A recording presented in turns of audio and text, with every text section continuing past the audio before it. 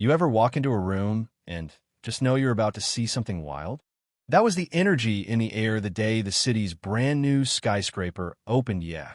That $300 million glass and steel giant everyone's been talking about for months. Cameras everywhere, VIPs, designers in shiny shoes. The mayor with his $1 million grin, all squeezed together like sardines at the foot of this so-called most inclusive building in the state. But the real story?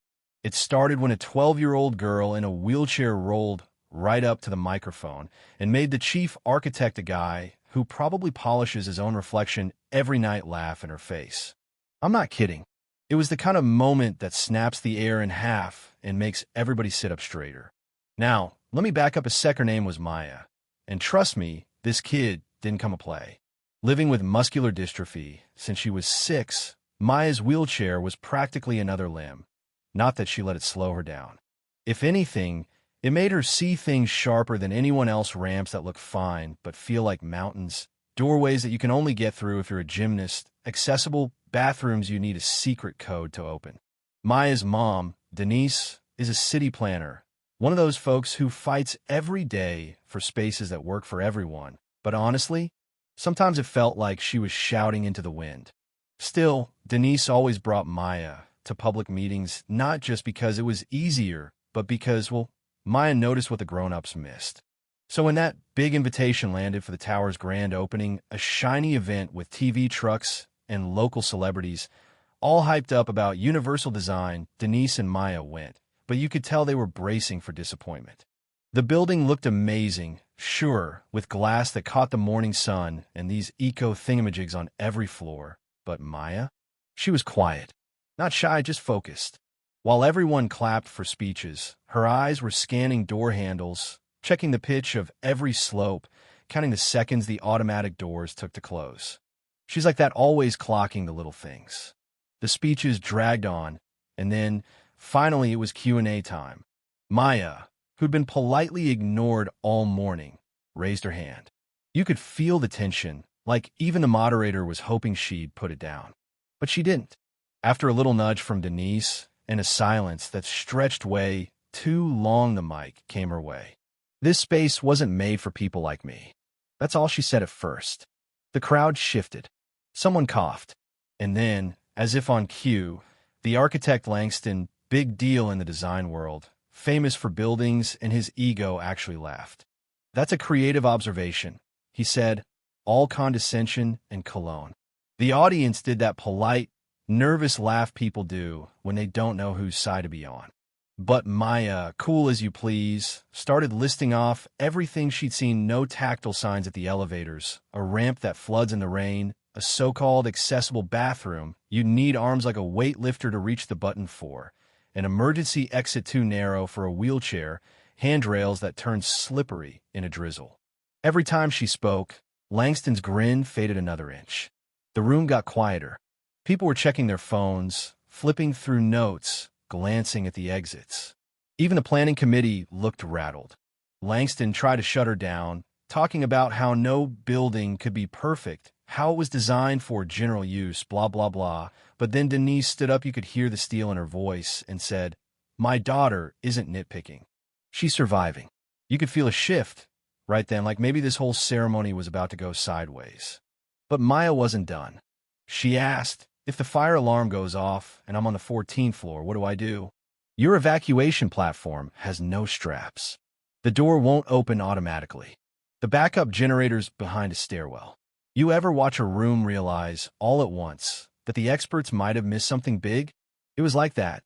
Some reporters at the back started typing furiously. The lead engineer went pale. One of the junior architects pulled out a blueprint and started tracing something with her finger, lips moving as she counted. Denise leaned in to whisper, "You've made your point, honey, let's go." But Maya shook her head and louder now said, "You didn't build this for people like me. You built it for awards." The whole place gasped. And suddenly, the architect looked like he wanted to be anywhere but on that stage. Here's the twist. Though right as things were spiraling, the city's commissioner of infrastructure stepped up and, instead of defending the project, said into the mic, "I want to thank Maya for showing us what we missed. We clearly failed in our oversight." That right there, That was the moment the power shifted. Hashtags were already popping up, design fail. Listen to Maya, inclusion matters. Someone shouted from the crowd. She's 12 and spotted what your team missed. Another said, why didn't you consult people with lived experience? Even a local disability rights activist in the front row was in tears, nodding so hard it looked like her neck might snap. Langston, who'd strutted in so smug, was suddenly fighting to keep his job. The commissioner ordered a full audit on the spot. Reporters swarmed. Cameras flashed. Maya just looked tired. She hadn't come to make a scene. She just wanted buildings to work for everyone, not just the able-bodied or the people with money and influence. As the crowd started to file out, a reporter asked Maya how it felt to embarrass the architect. She shrugged and said, I didn't want to embarrass anyone. I just don't want people left behind or told they belong when they really don't. That hit harder than any headline. Next morning, it was everywhere. News tickers called her a real-life hero, a 12-year-old who redefined inclusion.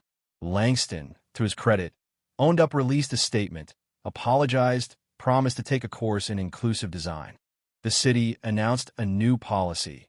Every public project would now have a real accessibility consultant from day one, and they wanted Maya's help on 2 upcoming builds.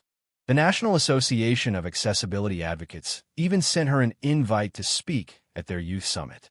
Maya said yes, but not for the spotlight, just to make sure the next little kid in a wheelchair wouldn't hear, sorry, you don't belong here. And you know what's wild? Maya was just being Maya. When asked how it felt to take on a star architect, she grinned and said, he built a tall building. I just wanted it to stand for something. That's the part people remember. Not the scandal, not the hashtags, the feeling that for once, someone actually listened and things might just get better.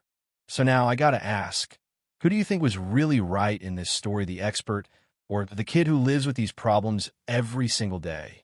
When should we stop listening to people with power and start paying attention to those who know what it's like to be left out? Drop your thoughts below. I want to know if this city's the only one learning or if this is something we all need to hear. And if you made it this far, do me a favor, subscribe, and let's keep this conversation going. You never know whose story might change everything next.